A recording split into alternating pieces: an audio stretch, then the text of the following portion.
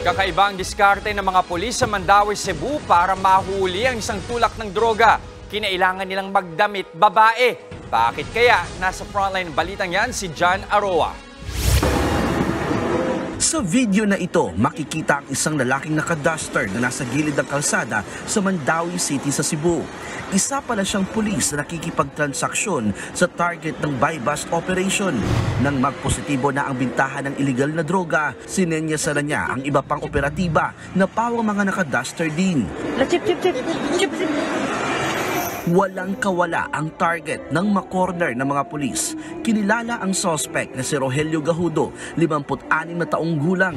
Matagal na raw siyang minamanmanan dahil isa siyang high-value target sa Central Visayas. Nakuha sa kanya ang mahigit 1 kilo ng shabu na nagkakahalaga ng halos 7 milyong piso.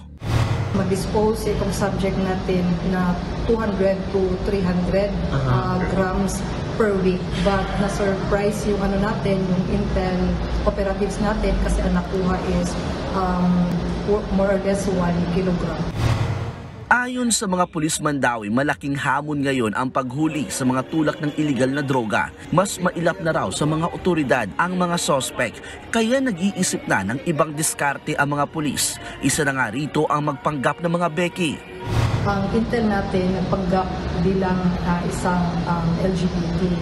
So, para mas convincing during sa actual na operation, dapat consistent kasi sila. So, kaya nag-wear sila ng mga pambabae na mga dress.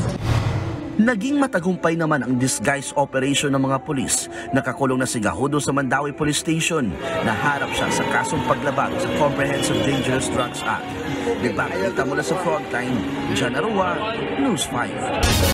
Mga kapatid, Jess De Los Santos po. Iba na ang may alam at may pakialam sa panahon ngayon. Para sa tuloy-tuloy na balitaan sa Frontline kahit weekend, mag-follow at mag-subscribe